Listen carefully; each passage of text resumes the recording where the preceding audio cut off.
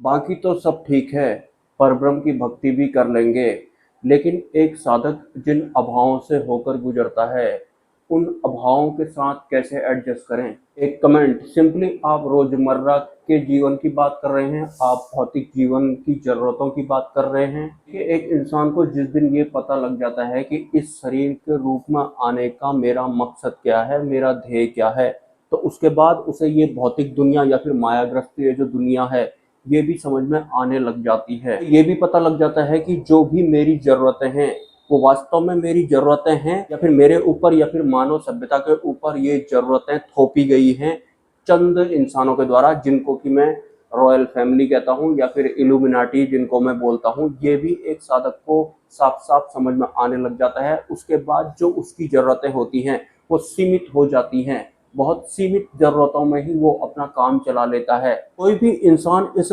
पृथ्वी लोक का अपने आप से ना मिल पाए, उसे ना पता लग पाए कि मैं हूँ कौन, फिर वो माया की ही भक्तियां करता रह जाए, वो परब्रह्म परमात्मा की भक्ति करे ही ना। इस वजह से चंद इंसानों द्वारा इस पृथ्वी लोक में गिने चुने 15-16 परिवारों द्वारा बाकी के इंसानों का जीवन चलाया जाता है कि ये अपने जीवन में क्या क्या करेंगे, इनको पढ़ाइयाँ कौन सी करवानी है, और उन पढ़ाइयों को बढ़ा चढ़ाकर किस हिसाब से बिजनेस के रूप में फैलाया जाता है। सच बताऊं तो ये जो एजुकेशन वाला सिस्टम होता है, ये भी एक बिजनेस होता है, और 1% से भी कम लोग जो ये दुनिया को ऑपरेट करते हैं, उनके द्वारा ये आम जनता के लिए बिछाया गया एक जाल होता है या फिर ये एक स्कैम होता है। उसे दिखाया या फिर बनाया कुछ इस तरह से बड़ा चढ़ाकर गया होता है।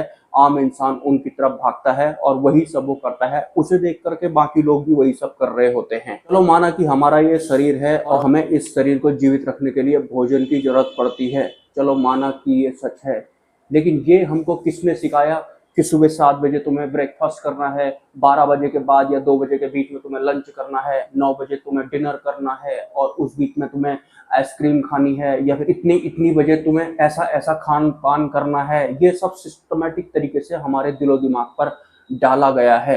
ये सब उन्हीं 15 परिवारों के द्वारा डाला गया है। उसके बाद हम लगातार सुबह 7 बजे ब्रेकफास्ट के लिए लड़ते हैं, चिल्लाते हैं, उसके लिए ही हम काम करते हैं।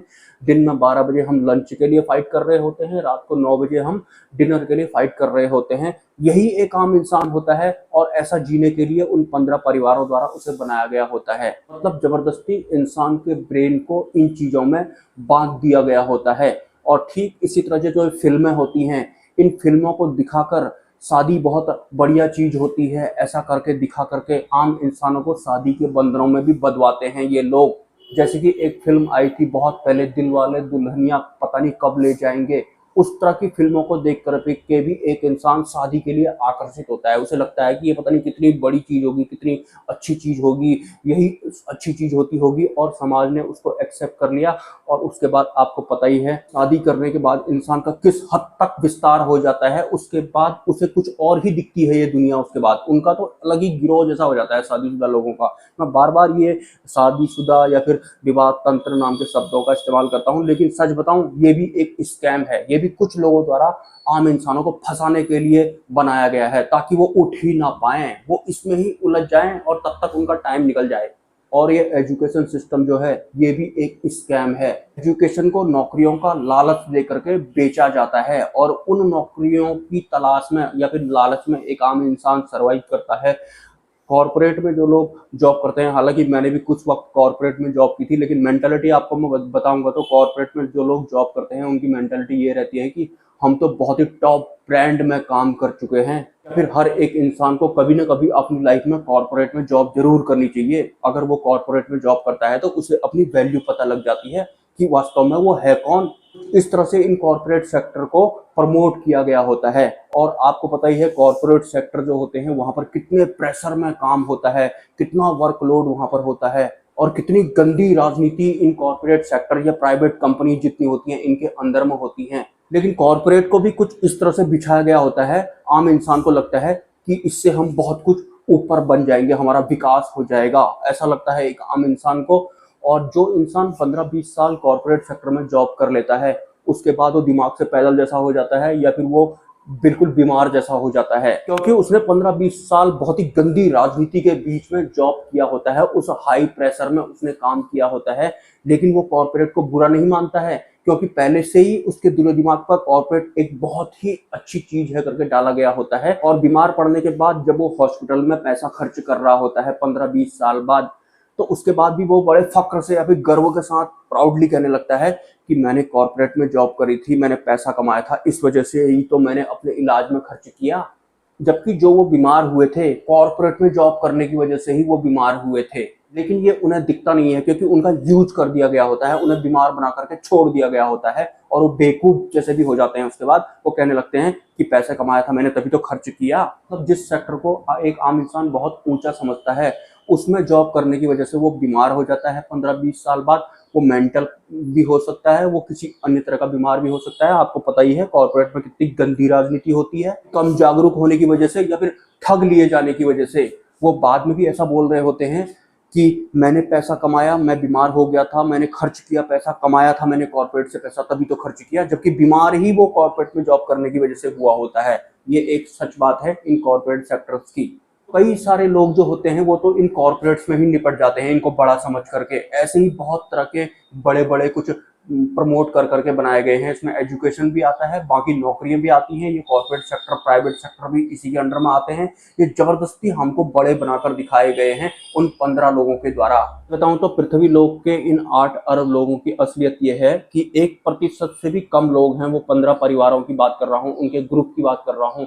वो लोग इस पूरी पृथ्वी को रूल कर रहे हैं कि इंसान क्या खाएंगे, क्या पिएंगे, क्या इनकी दिनचर्या होनी चाहिए, कैसे ये बीमार ही रहने वाले हैं। ऐसा जीवन जीने पर उनको मजबूर कर दिया गया है। आम इंसान के लिए वही सच है, वो उससे ऊपर कुछ सोच ही नहीं पाता है क्योंकि पहले से ही उसको कई तरह की सोच दे दी गई है, ऑप्शन दे दिए गए हैं। जिन अभावों की बात आप कर रहे हैं, पहले बात तो जो भी अभाव होते हैं एक आम इंसान के जीवन में, वो जबरदस्ती जरूरतें बनाकर उनके ऊपर डाले गए होते हैं और वो मान भी लेते हैं क्योंकि दुनिया में यही चल रहा होता है। टाइम होता है नहीं किसी के पास में, इंद्रियों का गुलाम हर कोई इंसान होता है। तो जाग अगर जाएंगे आप तो आपको पता लग जाएगा कि ये अभाव आखिर है क्या। मानता हूं कि इस दुनिया में सरवाइव करने के लिए धन की जरूरत भी पड़ती है, लेकिन बहुत सारी जो जरूरतें होती हैं वो होती नहीं है, वो तो हमारे ऊपर थोपी गई होती है और वो हमारी आदत में आ जाती हैं। उसके बाद मैंने अपने एक वीडियो में बताया था कि इस पृथ्वी लोक में 15-16 परिवार हैं जो बाकी के लोगों को चला रहे हैं इस दुनिया में। वो बहुत ज्यादा शातिर हैं